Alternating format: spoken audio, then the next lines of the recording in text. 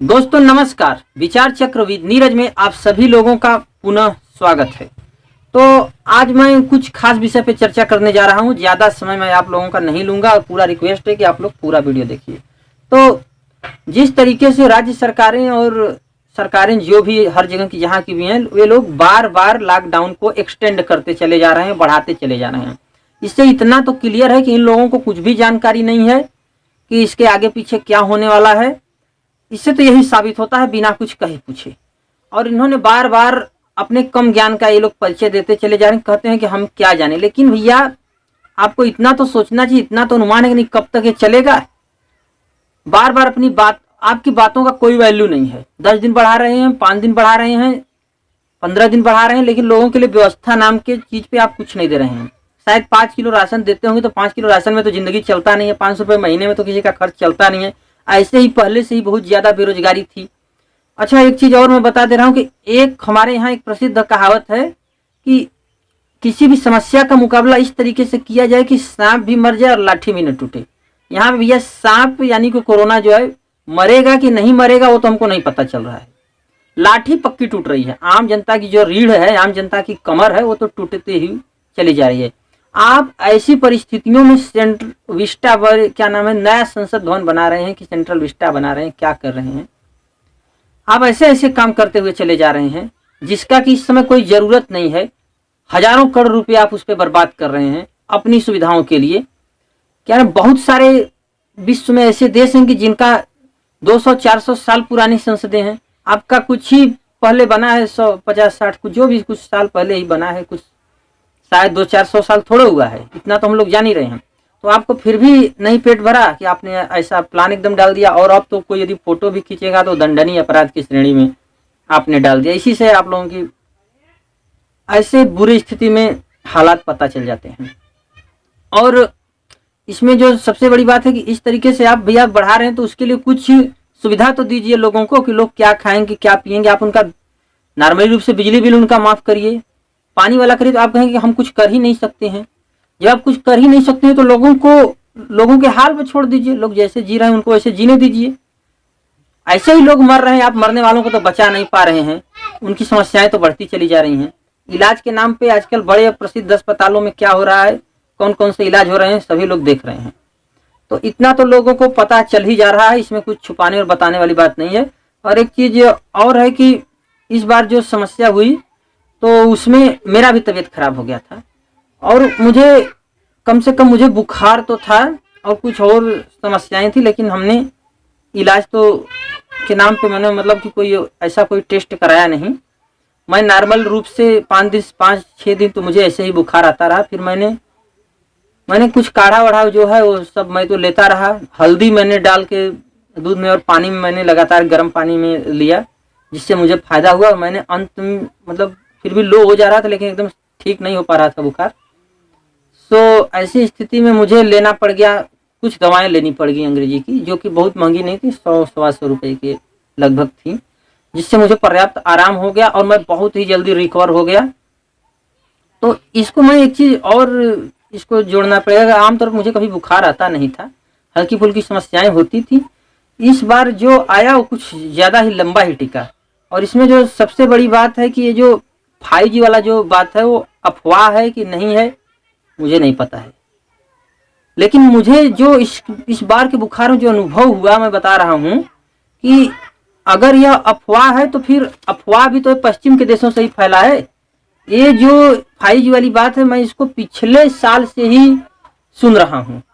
जहाँ जहाँ 5G tower बैठते गए हैं, जिन जिन देशों में, वहाँ के लोगों ने इसका विरोध किया है और ऐसी बातें की हैं जिसको कि वहाँ के मीडिया ने और वैज्ञानिकों ने, बड़े वैज्ञानिकों ने इसको अफवाह भी कहा है। लेकिन कुछ लोग, कुछ ऐसे भी नामचीन लोग हैं जो कि इसे सच मानते हैं, यहाँ तक कि इसे वेपन भी मानते हैं। और इसका उदाहरण जो है मास्को सिग्नल नाम का विकिपीडिया पे आपको एक पेज मिल जाएगा, जिसमें कि 1950 से 1976 ऐसे ही कुछ के बीच रूस और अमेरिका के बीच में कोल्ड वार चला था, जिसमें रूस ने या फिर अमेरिका ने, याद नहीं आ रहा, लेकिन उन्होंने 2.5 से लेकर के 4 गीगाहर्ट्ज तक की नॉन आयोनाइजेशन रेडिएशन का जो फ्रीक्वेंसी है उसको इन्होंने इस्तेमाल किया है।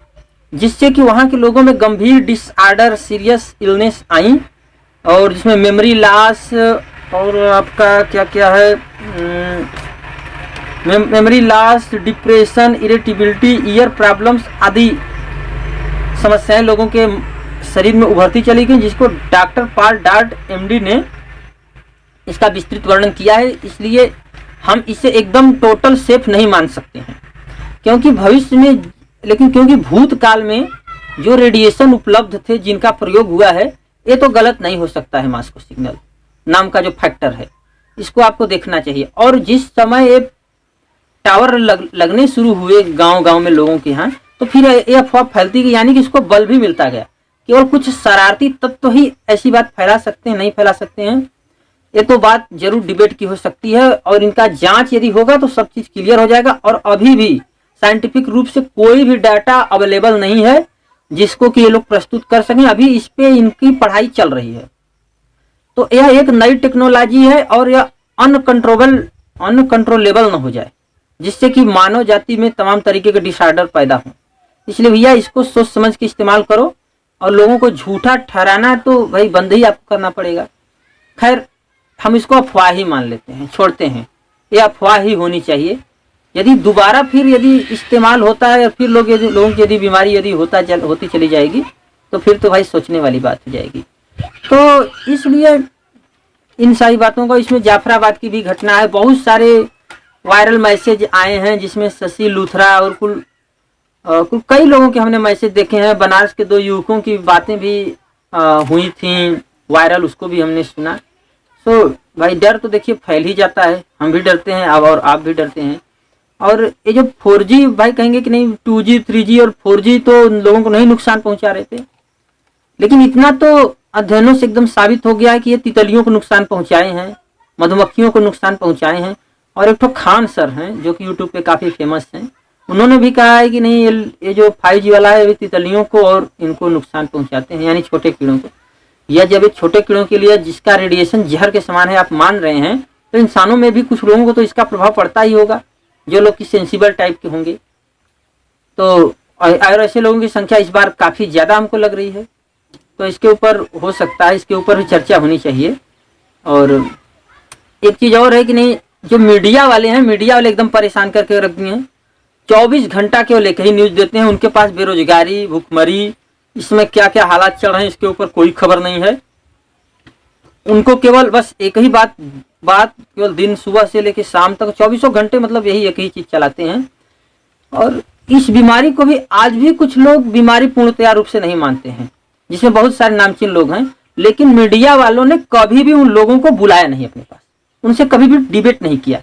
जो लोग इस बीमारी को षड्यंत्र मानते हैं, कॉन्स्पिरेसी थ्योरी समझते हैं, बहुत कुछ समझते हैं, भाई उनको भी बुलाइए, उनसे भी आप बात कीजिए, तभी आप निष्पक्ष पत्रकार कहलाएंगे। ऐसे तो कोई मतलब नहीं है कि नहीं आप निष्पक्ष पत्रकार हैं। क्या है, जब आप सिंगल केवल अपने तरफ से ही केवल बात केवल एकदम स्टार्ट किए जा रहे हैं, दूसरे की सुन ही नहीं रहे, तो क्या मतलब है। और इतना ज्यादा इन लोगों ने डराया है कि मनोवैज्ञानिक रूप से लोगों के ऊपर प्रभाव पड़ रहा है। हाँ, ऐसी बात है, ठीक है कि नहीं, लोग मारे जा रहे हैं, समस्या होती जा रही है, इसके बारे में हम भी सोच रहे हैं, सभी लोग सोच रहे हैं। लेकिन किसी भी चीज के नाम पे यदि इतना ज्यादा आप डराएंगे तो स्वस्थ और भले लोग भी बीमार हो सकते हैं। इसलिए सही जानकारी दीजिए, और डराने वाला काम कम होना चाहिए।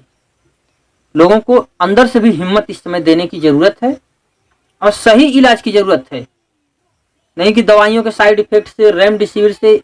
इसका तो बड़े बड़े लोगों ने विरोध किया है। मैं क्या एक चीज और जोड़ना है कि जिस समय यहाँ पे वो बीमारी चल रही थी हमारे साइड में, तो 5G से इसलिए उसको हम जोड़ रहे हैं क्योंकि उस समय मच्छर नहीं लग रहे थे।